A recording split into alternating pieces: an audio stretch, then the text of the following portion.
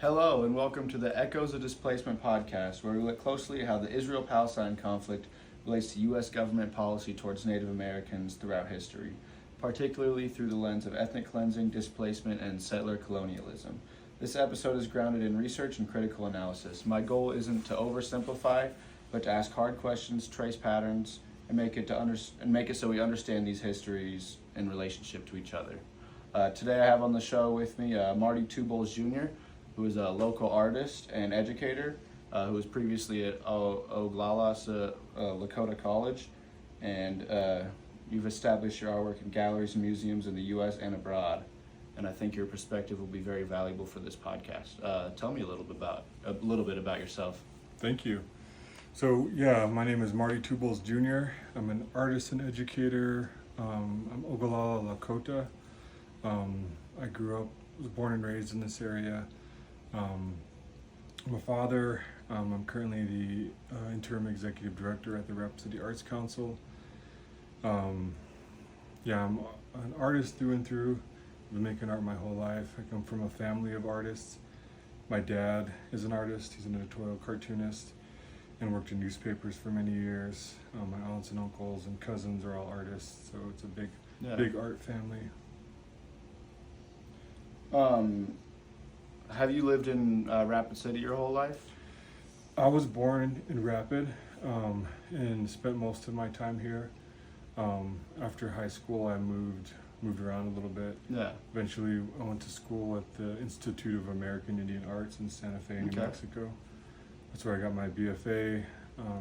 Spent about a decade down there. Met my wife. We started having kids and decided it was time to come home. So I moved back to teach. So I've been back since 2017. Okay. All right. Well, it's nice to get to know you a little bit. We could start off with some of the first questions I have here. What does ethnic cleansing mean to you, and how does it show up in Native American history and then Israel-Palestine? Sure. So, I think ethnic cleansing can look, can come up in different ways. There's literally a genocide, killing of people. Then there's also the erasing of culture, which is a little harder sometimes to identify or to put your finger on. Yeah.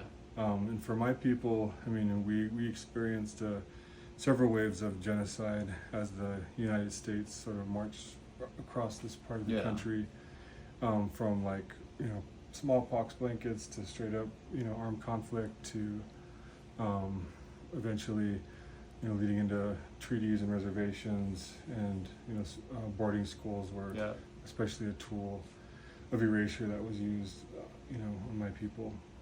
Yeah. So why do you think the U.S. created boarding schools? Well, they said it. It was from the very beginning. It was to kill the Indian and to save the man. That was what was. That's how they put it. And the idea was they wanted to take our children, force them into boarding schools, and then beat the language out of them, cut their hair, convert them to Christianity, and kind of bring them up to be functioning people and functioning Americans. Yeah. And you've even had, you said you had grandparents who were in those boarding schools? Yep, yeah.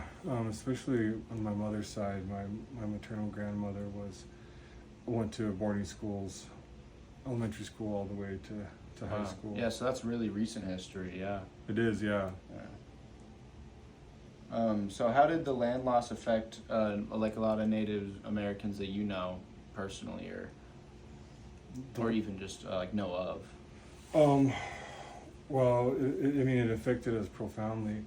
You also have to understand too that prior to, our dealings with the U.S. government, we didn't really have the same ideas around land ownership.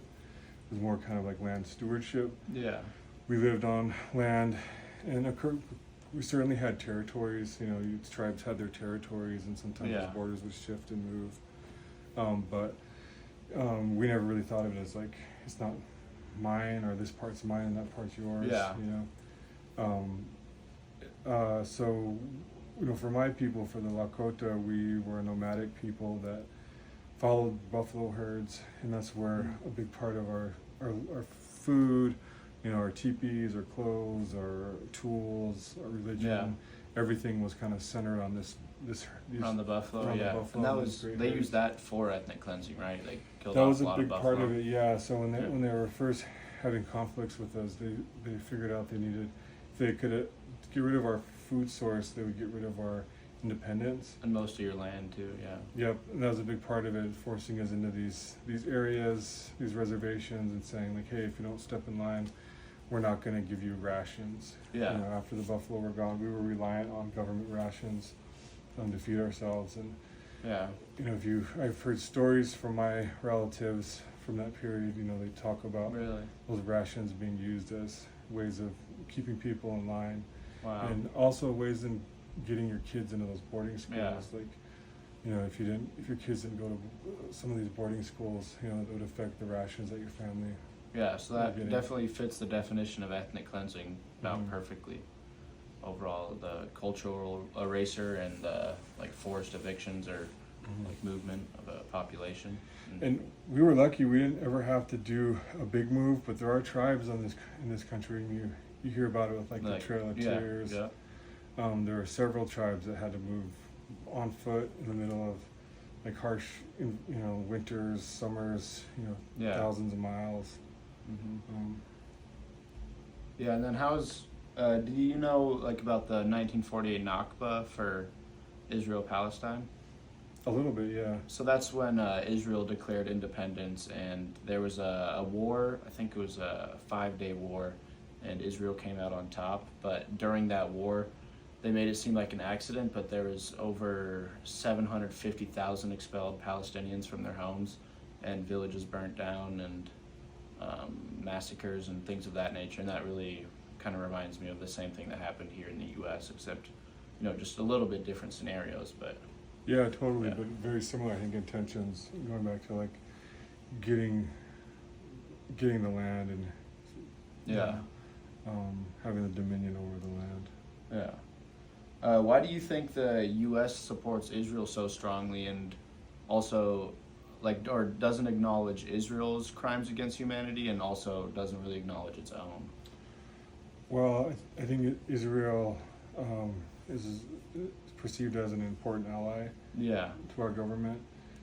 It's sort of like this ally in an area where we don't have a lot of immediately, you know, friendly relations with some of the countries Yeah. out there. I think that's a big part of it. I think on the other side, I mean, like people's difficulty with what's happening right now with the genocide in Gaza. I mean, for a long time we were taught and reminded about the Holocaust, Yeah. the genocide that happened to the Jews in Europe, and it feels, I think it's really hard to imagine like a state founded by people who went through something like that, Yeah. eventually going and perpetrating their own Yeah. genocide against Yeah. another It does set make of it people. easier to turn a blind eye, you would think, for Mhm. sure. Especially in America. If you think about it, like, you know, we have several major Holocaust museums in the United States, which Yeah. is important. You know, again, talking about history and the importance of learning from history and preserving history, like that's important. But Not only where it's convenient. not only where Yeah. it's convenient, but I think with that story, one of the things that benefits us is that we were good guys in that Yeah. story. No doubt. The Allies liberated Europe. We liberated concentration camps. Yeah. We were the good guys.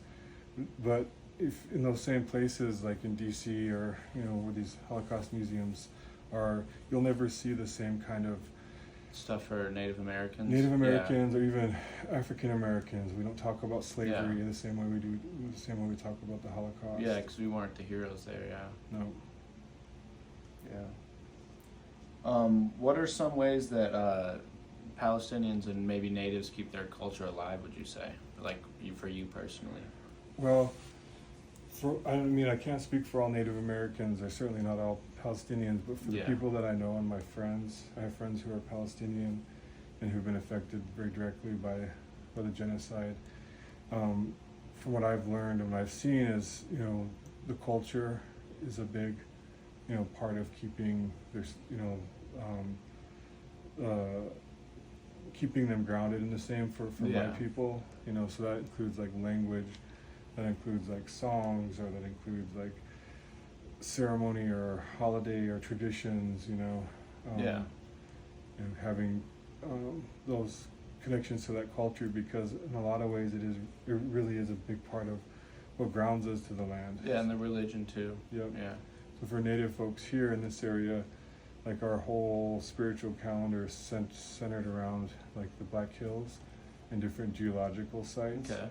So our songs, our language, our star knowledge, it's all about land, and it all connects us to land. Yeah. Could you see any similarities of how religion played a role in both these ethnic cleansing situations? Yeah, I mean, for my people, for sure, you know, our religion was outlawed at the turn of the 20th century, and wasn't And legalized religion again. also in like the aspect of like using justification, I guess. Oh yeah, Yeah. certainly. So, and this kind of plays into that too. Like, you know, when the U.S. was kind of marching into this part of the world, or this part of the country, closing the gaps between the two borders. Yeah. The idea was, you know, divine right, or you know, like God wants us to do this. Yeah. God, Manifest destiny or whatever. Yeah. totally. And there's ways that gets softened, but it's still kind of the same idea. Like, there's a higher power that, like, we're not. It's not a matter of like why. It's a matter of like, you know, why aren't we? You know? Yeah. So yeah, certainly. I mean, and the religion was a justification for a lot of the things that happened. You know, especially going back to the boarding schools. The majority of those boarding schools We're Christian. were Christian, Yeah. or led by these Christian organizations. And so, you know, that was a part of the conversion, was saying like, well, we'll save these heathens, and we'll make them into good Christians. Yeah. And they'll be able to be a part of our country and a part of our society. Yeah. What's something that you wish more people understood about both these histories? Or like a few things, I think. Yeah. I think for me, you know, one of the things that around here especially is I think there's a lot of confusion around the timelines of how things happened. Yeah. And people don't understand like the treaties that were broken here in this area. My people, we signed a treaty with the United States government in 1868. It's called the 1868 Fort Laramie Treaty, and that treaty was defined our rights, you know, after at the end of these kind of conflicts that have been happening for a long time. And it promised us not only our current reservation boundaries, but the land between there and into the Black Hills. So this is a part of our this is a part of our round treaty land. But when gold was discovered in the Black Hills, I think it was 1874 or 2, Custer, General George Armstrong Custer led an expedition into the Black Hills, and they discovered gold that triggered a gold rush. And this was after the Civil War. The country was in kind of a Great Depression. Yeah. And they needed taxable revenue, so they kind of allowed this gold rush to happen, and essentially illegally redrew our borders and our boundaries, and seized the land. That's pretty similar to what happens in Israel or Palestine, or Israel, where a lot of these settlements that are Arab settlements are just being taken over by Israelis, and they just Israel just keeps expanding settlements, which is actually illegal under international law, which is similar to that treaty there. Mm-hmm. For sure. And what would you say is a way forward for these kind of situations? I think, you know, for one, you know, these kind of talks and these kind of dialogues, you know, learning more about the histories, and really learning more yourself rather than kind of being force-fed information from, you know, corporate news sources. And I even say, like, even on kind of both sides, like, we're in a space right now politically where there's like right media and like left media, and you know, people are consuming a lot of just one side. Exactly, yeah. And you know, those, if you know, informing yourself is important, but I also think being engaged you know, it can feel right now, especially, you can feel especially powerless with the way politics work, Yeah. especially on a national level. Like, Yeah. what can I do to affect change in Washington? Right. But there's a lot of change that you can do here in your community, engaging in like the school board election. We have a school board election Yeah. coming up. You know, there's a city council election coming up. Yeah, I mean, definitely education plays a big role in the way people view the world and if they have an open mind or not, which is gonna, you know, prevent a lot of these things from happening when people learn about history for sure. And these small elections, you know, they win by a handful of people. Yeah. You know, it's not, you know, hundreds of thousands of votes. It's like, you know, hundreds of votes in Yeah, either win by- direction. yeah. And that's one of the biggest problems, is so few people participate in elections in general, but especially in local elections. They just don't turn out, and so consequently, people with money who can afford to promote themselves and, you know, rally small groups around them are the ones that kind of end up in Yeah. positions of power. No doubt. Yeah, so I definitely think, yeah, one of the best ways forward here is just to be informed and, you know, keep an open mind, educate yourself in these type of issues, and can definitely make sure they don't happen again. I think that about wraps it up. If this sparked thoughts or questions for you, I encourage you to read, reflect, and dig deeper. This podcast is a part of my senior project, and your engagement means a lot. If you found this interesting or know someone who would, or is interested in history, please consider sharing. I want to give a huge thank you to Marty here. It was really valuable to have your insight on the podcast, and I don't think I would have done it without you.